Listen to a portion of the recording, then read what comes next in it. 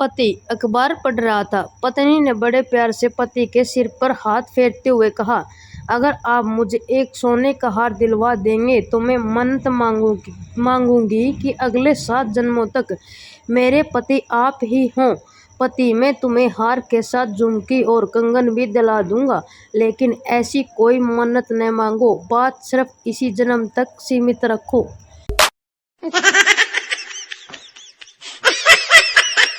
कुछ औरतें आपस में पति पत्नी के रिश्ते पर बात कर रही थी। थोड़ी देर सुनकर एक बोली, अरे बहन, पता नहीं कुछ औरतें अपनी पति की बुराई कैसे कर लेती हैं।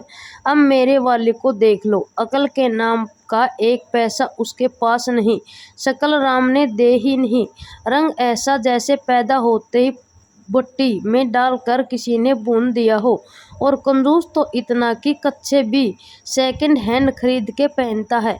खराटे इतने मारता है कि दिल करता है सोते ही नाक में मिट्टी का तेल डालकर आग लगा दूं। पर बहन, मजाल है जो आज तक मैंने उसकी बुराई की हो। जैसा भी है मेरा तो देवता है, मैं तो कभी नहीं करती उसकी बुराई।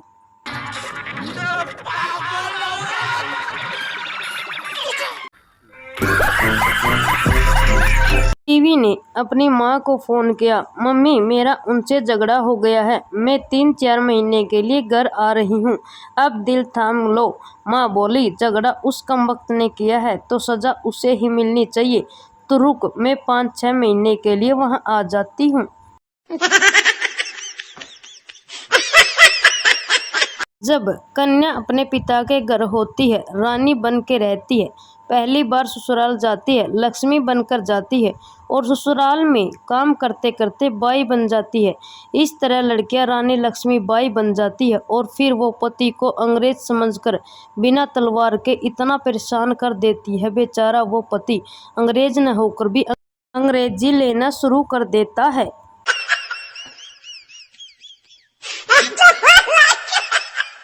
स्कूल में एक दिन टीचर संजू से, तुम बड़े होकर क्या बनोगे? संजू, मैम मैं बड़ा होकर सीए बनूंगा, सभी महानगरों में मेरा बिजनेस चलेगा, हमेशा हवाई यात्रा करूंगा, हमेशा 5 स्टार होटल में ठहरूंगा, हमेशा 10 नौकर मेरे आसपास रहेंगे, मेरे पास सबसे महंगी कार होगी, मेरे पास सबसे महंगे।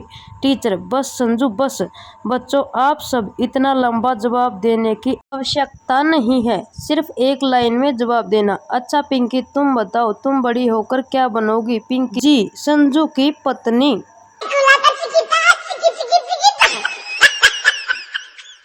एक लड़की अपने बूढ़ी दादी के साथ बरामदे में बैठी थी, तभी वहाँ उसका बॉयफ्रेंड आया।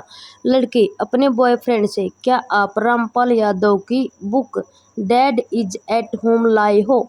बॉयफ्रेंड, नहीं, मैं तो कीमती आनंद की where should I wait for you किताब लेने आया हूँ। लड़की, नहीं, मेरे पास तो प्रेम वाजपेयी की अंडर द मैंगो ट्री है। बॉयफ्रेंड, ठीक है, तुम आते समय आनंद बख्शी की कॉल यू इन 5 मिनट लेते आना। लड़की, ओके, मैं जॉन इब्राहिम की I want to let you down जरूर लेती आऊँगी। लड़का लड़की की दादी के चरण स्पर्श करके चला जाता है। दादी बोली, बेटी ये लड़का इतनी ढेर सारी किताबें पढ़ कैसे लेता है? लड़की, दादी जी, हमारी क्लास का सबसे समझदार और इंटेलिजेंट लड़का है। दादी, तो बेटी इसको कहना एक बार मुंशी प्रेमचंद की old people are not stupid भी पढ़ ले। समझ रहे हो? समझ रहे हो? समझ रहे हो ना? आर्मी ट्रेनिंग के दौरान अफसर ने पूछा, ये हाथ में क्या है? सुरेश, सर बंदूक है। अफसर, ये बंदूक नहीं, तुम्हारी इज्जत है, शान है, ये तुम्हारी माँ है, माँ। फिर अफसर ने दूसरे सिपाही रमेश से पूछा, ये हाथ में क्या है? रमेश, सर ये सुरेश की माँ है, उनकी इज्जत है, उसकी शान है, और हमारी मौसी है, मौसी। सर बेहोश।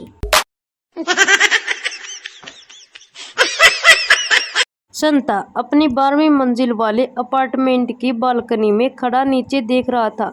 अचानक एक आदमी उसे हाथ हिला के नीचे आने का इशारा करता है। संता को समझ न आया, फिर उसने सोचा कि कोई जान पहचान वाला होगा।